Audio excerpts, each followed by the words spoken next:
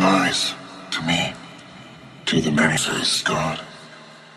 Does she truly want to be no one?